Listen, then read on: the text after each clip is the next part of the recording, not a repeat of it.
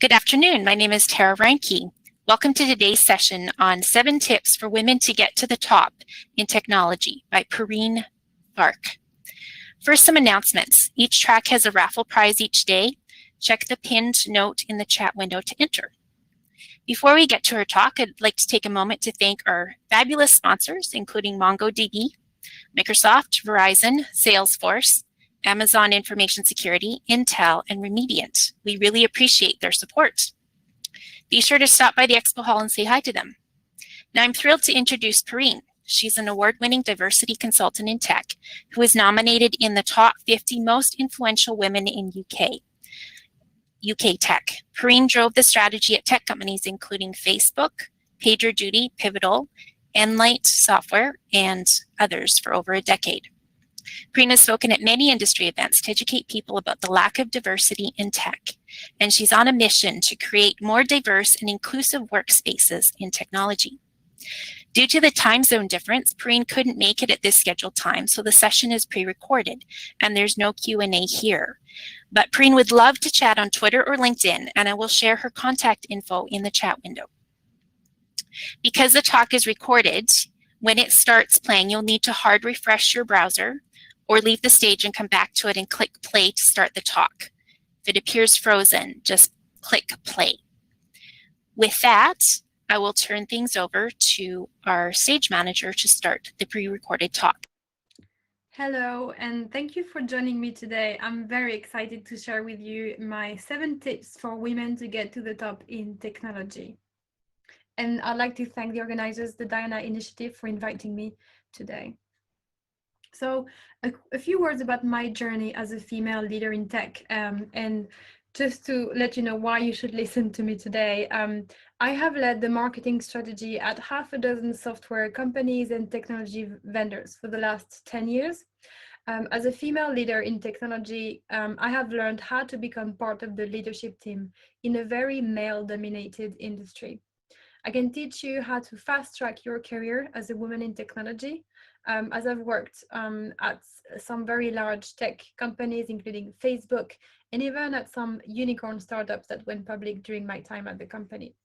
And I'm talking from personal work experience rather than theoretical research. And just a few words about my company, Inspired Women. So we are a London-based diversity agency in tech. We help tech companies hit their diversity goals through sharing our personal experience in tech. So why does it matter to have female leaders in tech? As we can see from the recent press coverage, sexism is still very present in technology, and the gender gap is still prominent and even increasing since the beginning of COVID and the pandemic. In fact, more women have been pushed out of the workforce in every industry, including in technology, since the beginning of the pandemic. As research shows as well, diverse teams present many benefits to tech companies. You know, diverse teams create more innovative solutions. They are more adept at solving difficult problems. They achieve better financial results, and they create technology that are made for diverse users. So especially in the technology industry, having women leaders in tech companies can really help boost the financial success of the company and create better technology. So the first tip I'd like to share with you to boost your career as a woman in technology is to find allies and nurture the relationship. So allies can be sponsors, champions, amplifiers, advocates, or confidants. Really, allies are here to speak up about you in a positive way, even when you're not in the room. So if you share your career goals with allies and mentors and sponsors, if you ask for stretch assignments and learning opportunities, and if you ask for recommendations during performance reviews, allies will help you boost your career. So this is a picture here of my VP of sales at one of my previous tech companies. And he was my sponsor since day one. And he would say things like, oh, Perrine made a really valid point in that meeting. He would nominate me for promotions. He would put my name forward for attending the company Sales Achievers Club. So he would be my biggest champion inside the organization, even when I was not in the room. So make sure you identify a strong ally with an authentic relationship, and you nurture that relationship. The second tip I'd like to share with you is to share your goals. So be very vocal, speak up, share your goals, and ask for promotions. Don't wait for permissions to share your goals. Be proactive, take the lead, and own your career. So at the beginning of my career, I remember that I never shared my goals because I thought it would be seen as too ambitious, too aggressive almost. And I found that women at work are either liked and not respected and not promoted, or not liked and respected and promoted, which is unfortunate, but I found it very true. And this is backed up by research. Research finds a strong correlation between men's likability and success at work, whereas for women there is a strong correlation between likability and not being promoted, and vice versa.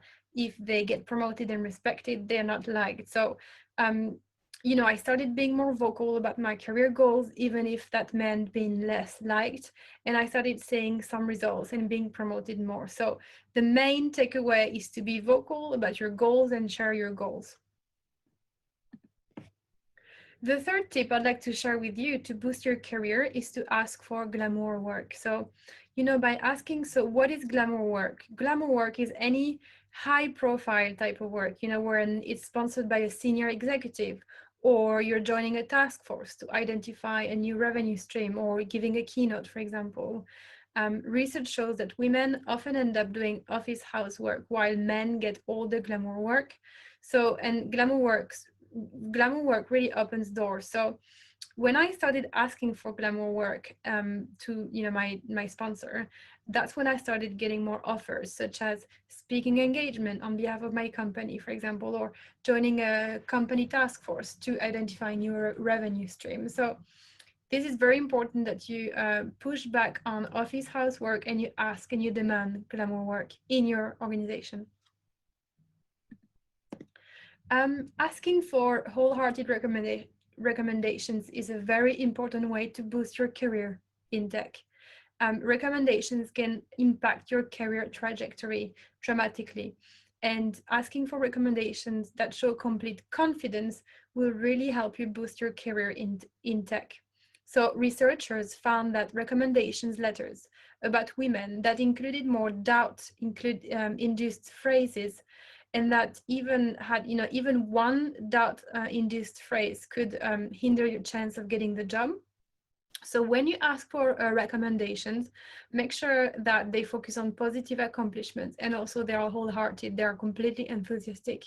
If you receive a recommendation that's sort of half enthusiastic, I would really recommend that you push back and you ask for a wholehearted recommendation. Building your inclusive network is another sure way to boost your career in tech. Most people have largely homogeneous work network. 75% of white people have entirely white social networks. Homogeneous networks form because of the way we network. We produce networks that are just like us, otherwise known as convenience networks. We share the same hobbies and interests and backgrounds. So by building a diverse network, even though that can be difficult, it will open up doors and opportunities. So by meeting people who are not like you, by meeting people with a different gender, with a different race, different sexual orientation, different background, will open up your mind, your perspectives, but also open doors, and will expand opportunities for your career as well. Another tip I'd like to share to boost your career in technology is to say no to meeting housework. So meeting housework, meetings generate office housework, taking notes, scheduling follow-up meetings, clearing coffee cups, etc. Women tend to absorb these tasks either because they are asked to, or because they simply get the job done. Now, you can avoid this pattern by asking that your company or your team create office housework rotating responsibilities for your regular meetings. So by setting up a schedule for taking notes, for clearing the table, and so forth, you're going to ensure that the meeting housework doesn't fall just on your shoulders. On the topic of meetings, be mindful of meetings misdirected questions. So misdirected questions are questions being asked to the man in the room rather than the expert woman. In a 2017 Elephant in the Valley survey, more than 200 women working in tech positions were polled. Of women with at least 10 years experience in tech, 84% said they had seen a question directed to a male colleague when they themselves were the most qualified person in the meeting to answer it. And it's not just men who are guilty of this, because society tends to believe that men hold more power. So what you can do is redirect the question to yourself when you're the most qualified person in the room. And be mindful of things like bro appropriation. So bro appropriation is the pattern when after women made a point in the meeting and it was not really noticed, men make the same point and it's being noticed more. So it's essentially appropriation of someone else's point or idea. So something you can do about that is using the amplification method. So during the President Obama's cabinet, the women in his team came up with the idea of amplifying. So whenever a woman would make a point during a meeting, the other women would repeat the same point to make sure it was amplified. So that's a simple technique you can use to support each other, other women in your team, and really prevent bro appropriation from happening. And finally, off-topic questions are also related to meetings. And so that's any question that's meant to test you and test your authority.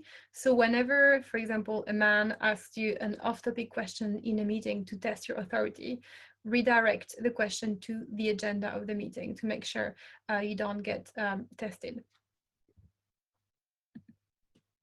And the seventh tip I'd like to share with you to boost your career in tech as a woman is to demand effective feedback. So, if you wonder why don't we have more women in leadership in tech? Well, researchers at Stanford University pointed out to one main reason: the vague feedback that women tend to receive over their careers. So by analyzing performance reviews from 3 large tech companies, the research uncovered some big differences in the feedback given to men versus women. Women were less likely than men to receive specific feedback tied to outcomes. This was both true for praise and for constructive feedback. By contrast, men were offered a clearer picture of what they were doing well, how their performance was impacting the business, and what they needed to do to get promoted. The study also found other gender differences in performance reviews, specifically in language. When women were praised, they were twice as likely to receive feedback on team contribution versus individual accomplishments, which could hold them back during performance reviews. Women were also described as supportive, collaborative, helpful, twice as often as men, and they received 76% of the reference of being too aggressive. Men's reviews included words like drive, transform, innovate, tackle, twice as often as women. So let's face it, the language used to describe men represent highly valued traits in many industries. The language used to describe women is subjective and difficult to interpret. So another research shows that suggestions for improvement for women focused on personality, emotions, and tone. Those given to men were more concrete, direct, and actionable. And these dynamics can disadvantage women at promotion times. Without specific documented accomplishment, it is hard to promote someone. And I'd like to share one final research on that topic. In 2016, McKinsey found that women are less likely than men to receive difficult feedback because people say they don't want to upset someone, especially for male managers giving feedback to female employees. So one thing you can do is ask your employer to provide training on how to give feedback, and also make sure to demand feedback that's tied to business outcome, specific, focusing on objective measurement and not on emotions or and it's not vague. So we covered a lot of ground today, but in summary, what you can do to boost your career as a woman in tech is be proactive, be intentional about your network and your mentors and your sponsors. Be vocal, speak up, even at the risk of not being liked, because this is the only way, by sharing your goals, that you will start seeing results. Share your ambitions. Push back on any unenthusiastic recommendations. Push back on meeting housework. Demand concrete actionable feedback. So I'd love to share your to hear your tips and your top advice for women to get to the top in tech. So if you could share on LinkedIn or on Twitter or Facebook, what's your top tip for women to get to the top in technology? I would really like to hear that.